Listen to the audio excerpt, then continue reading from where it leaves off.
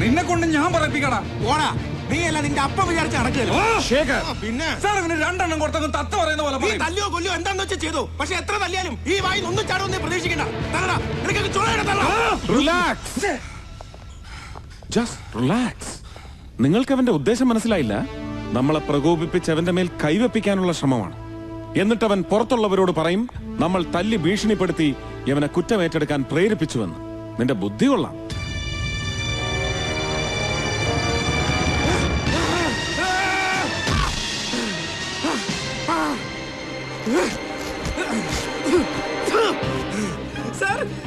Sir എന്നെ രക്ഷിക്കണം. അവരെന്നെ തല്ലി കുറ്റം സമർപ്പിക്കാൻ നോക്കുക.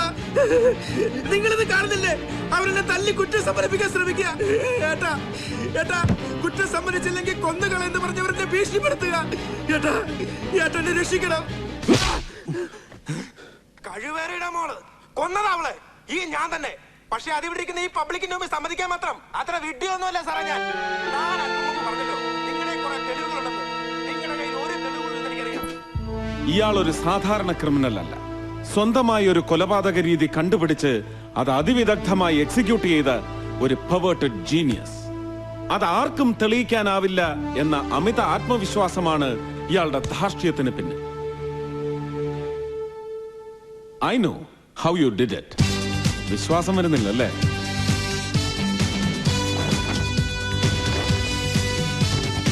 I can prove this. തൊടുപുഴയിലുള്ള ക്ലാസിക് ലോഡ്ജിലെ മാനേജറും ഹാർഡ്വെയർ ഷോപ്പുകാരനും നിന്റെ ഫോട്ടോ തിരിച്ചറിഞ്ഞു കഴിഞ്ഞു. It's over Sumesh, it's all over. ഇനി നീ തന്നെ പറയണം. പറഞ്ഞേ പറ്റൂ. പറയാം സാർ, ഞാനെല്ലാം പറയാം. സ്കൂൾ തലത്തിൽ തുടങ്ങിയതാണ് ഞാനും രശ്മിയുമായുള്ള സ്നേഹബന്ധം. രശ്മിയുടെ ആഗ്രഹപ്രകാരമായിരുന്നു ഞാൻ എഞ്ചിനീയറിംഗിന് ബാംഗ്ലൂർ ചേർന്നത്. നാട്ടിൽ വരുമ്പോഴൊക്കെ ഞങ്ങൾ തമ്മിൽ കാണാറുണ്ടായിരുന്നു. ഞാൻ എന്ത് ചെയ്യും? അച്ഛൻ അങ്ങനെ പറഞ്ഞ എന്നെ കൊണ്ട് എന്ത് ചെയ്യാൻ സാധിക്കും? ഡോക്ടറോ എഞ്ചിനീയറോ മതിയെന്ന് പറഞ്ഞിരുന്ന നിന്റെ അച്ഛന് ഇപ്പൊ എന്താ രാഷ്ട്രീയക്കാരനോട് ഇത്ര താല്പര്യം? എനിക്കറിയില്ല. ഭാവിയില് മന്ത്രിയാണെന്നൊക്കെ പറഞ്ഞ അച്ഛൻ എന്നെ നിർബന്ധിക്കുന്നത്. ഓ, മന്ത്രിയാവുന്നൊക്കെ കേട്ടപ്പോ നിനക്കും താല്പര്യമാക്കണോ അല്ലേ? കഷ്ടമുണ്ട് കേട്ടോ. എന്നെ അങ്ങനെയാണോ മനസ്സിലാക്കിയിരിക്കുന്നത്? എത്രയൊക്കെ എതിർക്കാൻ ശ്രമിച്ചിട്ടും അച്ഛൻ തീരുമാനത്തിൽ നിന്നും പിന്മാറുന്നില്ല. ഈ വിവാഹത്തിന് സമ്മതിച്ചില്ലെങ്കിൽ ചത്തുകളയുമെന്ന് അച്ഛൻ പറയുന്നത്. അതിനൊരു ശ്രമം വരെ നടത്തി. ഒന്നിച്ച് ജീവിക്കാനല്ലേ ഇവരുടെയൊക്കെ അനുവാദം വേണ്ടത്? മരിക്കാൻ വേണ്ടല്ലോ. എന്താ വിട്ടുതോ രശ്മി നീ പറയുന്നത്? പിന്നെ ഞാൻ എന്ത് ചെയ്യും സുമേഷ്? സുമേഷ് തന്നെ പറ. അച്ഛനെ അനുസരിക്കണം.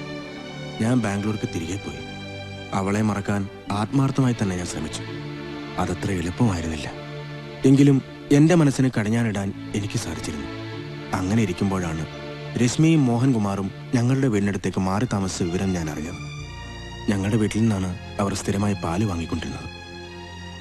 നാട്ടിൽ വരുമ്പോഴെല്ലാം പാല് കൊടുക്കാനെന്ന വ്യാജേന രശ്മിയെ കാണാൻ ഞാനിവിടെ ചെല്ലാറുണ്ടായിരുന്നു. എന്നെ കാണുമ്പോഴൊക്കെ രശ്മി ഒഴിഞ്ഞു മാറുകയായിരുന്നു. പിന്നീട് ഒരിക്കൽ ഞാൻ പാലുമായി രശ്മിയുടെ വീട്ടിലെത്തിയപ്പോൾ മോഹനേട്ടൻ രാഷ്ട്രീയം തലയ്ക്ക് കയറിയ പിന്നെ വീട് ഞാനും ഒന്നുമില്ലമ്മേ. നീ ഇത് പറയണടി. ഈ ആലോചന വന്നപ്പോ മുതൽ ഞാൻ പറയുന്നതാ വേണ്ട വേണ്ടാന്ന്. ഫാമിലി ലൈഫ് ഉണ്ടാവില്ലാന്ന്. വല്ല CA-കാരനോ എഞ്ചിനീയറോ ആണ് കെട്ടിയിരുന്നെങ്കിൽ ഈ കുഴപ്പം വല്ല ഉണ്ടാവുമായിരുന്നോ? അപ്പോ ഒരുത്തി മോഹനിപ്പോ മന്ത്രിയാവൂന്ന് പറഞ്ഞ എന്തൊരു നിർബന്ധമായിരുന്നു. എന്നിട്ടിപ്പോ എന്തായി? എനിക്ക് കുഴപ്പമില്ല, ഞാനിത് സഹിച്ചോളാം. പഴംപുരാണം പറഞ്ഞ് രണ്ടുപേരും കൂടെ വീണ്ടും വഴക്കിടുകയാണ്. വാ നമുക്ക് പോകാം. ആ വന്നേ, രണ്ടുപേരുടെ കണ്ട അപ്പ തുടങ്ങും.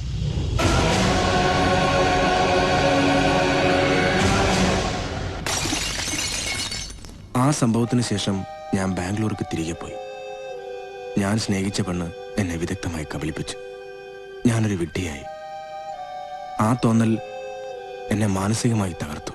ഞാൻ മയക്കുമരുന്നിൽ അഭയം പ്രാപിച്ചു. പോട്ടടാ, വിട്ട് കളഞ്ഞേക്ക്. അവള് പോയെങ്ക പോട്ടെ. ഇനിയെങ്കിലും നീ ഒരു കാര്യം മനസ്സിലാക്കിക്കോ, ഈ ലോകത്ത് ഒരു പെണ്ണിനെ നമ്പരുത്. എല്ലാം തകർന്നവനെ പോലെ ഞാനിവിടെ ഇരിക്കുമ്പോ അവളൊരു മന്ത്രിപത്നിയായി ഞെളിഞ്ഞു നടക്കുന്നത് ഞാൻ കാണണ്ടടാ.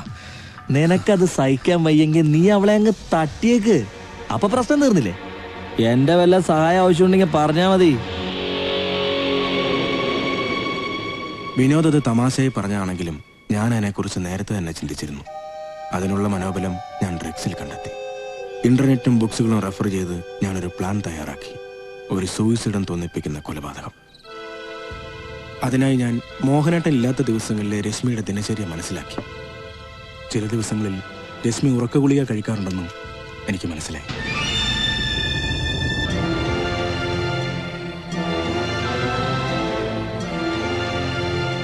അടുക്കളയിൽ നിന്നും രശ്മി ഉപയോഗിച്ചുകൊണ്ടിരുന്ന ഒരു കുപ്പി എന്റെ വിരലടയാളം പതിയത ഞാൻ കൈക്കലാക്കി. വീടിനകത്ത് കയറാൻ അടുക്കളയുടെ ഡ്യൂപ്ലിക്കേറ്റ് കീ ഉണ്ടാക്കുക എന്നതായിരുന്നു എന്റെ അടുത്ത ലക്ഷ്യം. 2 ദിവസത്തിനകം ഒരു ഡ്യൂപ്ലിക്കേറ്റ് താക്കോൽ ഉണ്ടാക്കി ഞാൻ എടുത്ത താക്കോൽ തിരികെ വെക്കുകയും ചെയ്തു. ഈ കൊലപാതകം പ്ലാൻ ചെയ്ത് നടപ്പിലാക്കാൻ എത്ര കാലമെടുത്തു? 2.5 വർഷം. സി, 2.5 വർഷം. A long 2.5 years. That shows his deep vendetta and his commitment, which makes him a very dangerous criminal. The plot was set, sir, and he was waiting for an opportunity. അപ്പോഴാണ് Mohan by ഇലക്ഷനിൽ candidate ആവുന്നത്. ഇതാണ് പറ്റിയ അവസരമെന്ന് അവൻ മനസ്സിലാക്കി. 12-ാം തീയതി ബാംഗ്ലൂരിൽ നിന്ന് സ്വന്തം ബൈക്കിൽ പുറപ്പെട്ട സുമേഷ് തൊടുപുഴയിലെത്തി ഒരു ലോഡ്ജിൽ മുറിയെടുത്തു. എല്ലാ ദിവസവും വൈകിട്ട് ലോഡ്ജിൽ നിന്നിറങ്ങുന്ന ഇയാൾ രാത്രിയിൽ മോഹന്റെ വീടിന് മുകളിൽ വന്നിരിക്കും.